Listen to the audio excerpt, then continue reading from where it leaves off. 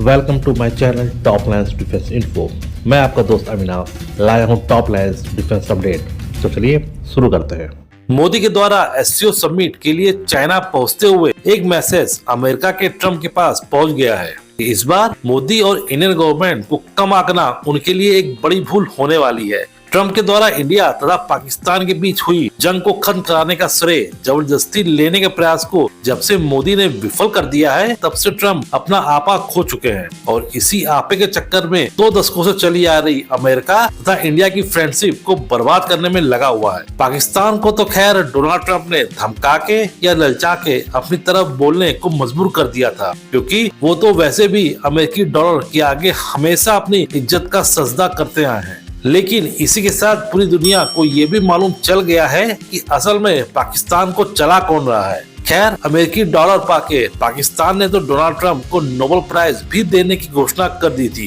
परंतु मामला इंडिया के द्वारा लटका दिया गया। जब मोदी के द्वारा ट्रम्प से हुई एक टेलीफोनिक बातचीत में मोदी ने साफ साफ बोल दिया कि ये सीज फायर ट्रम्प ने नहीं बल्कि पाकिस्तान के डीजीएमओ की रिक्वेस्ट पे हुई है, और इसके बाद से ट्रम्प के द्वारा इंडिया के ऊपर 50% टैरिफ ये बोल के लगा दिया गया कि इंडिया रशियन ऑयल सस्ते दामों पे खरीद के रशिया को यूक्रेन के खिलाफ आर्थिक तौर पे मजबूत बना रहा है। और उसके बाद से ट्रम्प तथा उनके ट्रेड एडवाइजर पीटर नवारो के द्वारा इंडिया तथा मोदी को लेके कई निगेटिव बातें बोली गयी। हालांकि प्रधानमंत्री मोदी की तरफ से इस पे बहुत ही कम तथा संयमित ढंग से इसके ऊपर कमेंट किया गया, क्योंकि यहाँ पे कुछ ऐसे इंडिया के हित थे जिनको बड़ी सावधानी से बैक चैनल के जरिए चलाने थे, जिसमें सबसे बड़ा पॉइंट तेजस एयरक्राफ्ट में लगने वाला F404 तथा भविष्य के तेजस मार्क 2 में यूज होने वाला F414 इंजन की सप्लाई से जुड़ा था। और इस बात को मोदी गवर्नमेंट अच्छी तरीके से जानती थी कि इसमें डोनाल्ड ट्रम्प का निजी स्वार्थ जुड़ा हुआ है तथा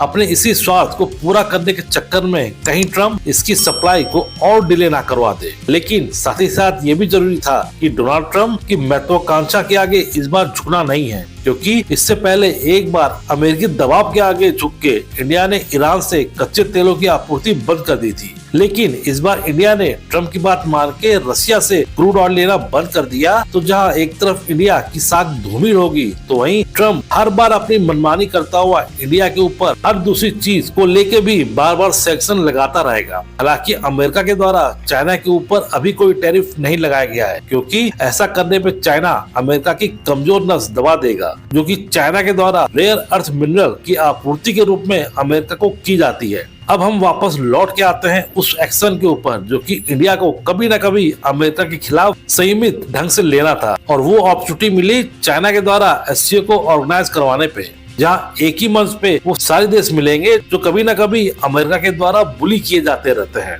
हालांकि मोदी के द्वारा एससीओ जाना भी कोई इत्तेफाक नहीं है, क्योंकि इंडिया तथा होस्ट चाइना के संबंध पिछले कुछ सालों से डोकलाम तथा गलवान इंसिडेंट के चलते काफी खराब हो चुके थे, और यहाँ तक ट्रेड भी दोनों देशों के बीच कम हुआ था, और इसी बात का फायदा अमेरिका ने उठाया था और इंडिया के बारे में अच्छा बोल के तथा बाकी देशों के ऊपर इंडिया का रुतबा बड़ा करके वह इंडिया को चाइना के खिलाफ डायरेक्ट खड़ा करना चाह रहा था। और यही कारण भी था कि इंडिया भी पिछले कुछ सालों से रशियन हथियार ना खरीद के अमेरिका के बनाए वेपन्स ज्यादा खरीदने लग गया था। खैर, वो कहते हैं ना कि जियोपॉलिटिक्स में ना तो कोई परमानेंट दोस्त होता है और ना ही परमानेंट दुश्मन, और जब से क्वाड अस्तित्व में आया है तब से चाइना कहीं ना कहीं कमजोर भी पड़ने लगा था, और इसी कारण से गलवान विवाद के बाद चाइना की तरफ से दोनों देश के बिगड़े संबंध को सुधारने के लिए बैक चैनल से चाइना ने बात भी करना चालू कर दिया था। और जब से ट्रम्प के द्वारा टैरिफ वॉर हर देश के खिलाफ लगना शुरू हुआ, तो सबसे पहले तो चाइना के ऊपर ही काफी ज्यादा टैरिफ लगाया गया था, और इसी के साथ चाइना ये भी समझ गया था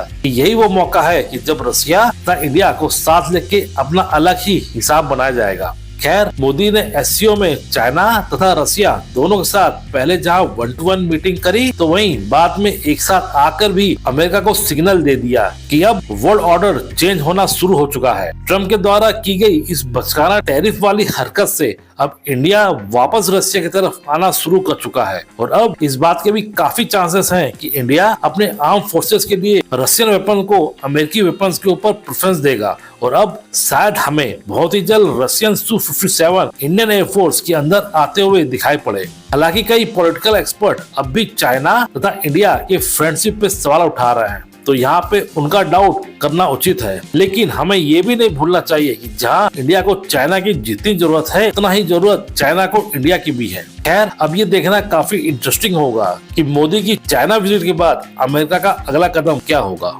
इसी तरह की डिफेंस न्यूज और फैक्ट्स की रेगुलर अपडेट पाने के लिए मेरे चैनल को लाइक और सब्सक्राइब जरूर कीजिए और हाँ, बेल आइकन दबाना मत भूलिएगा। जय हिंद।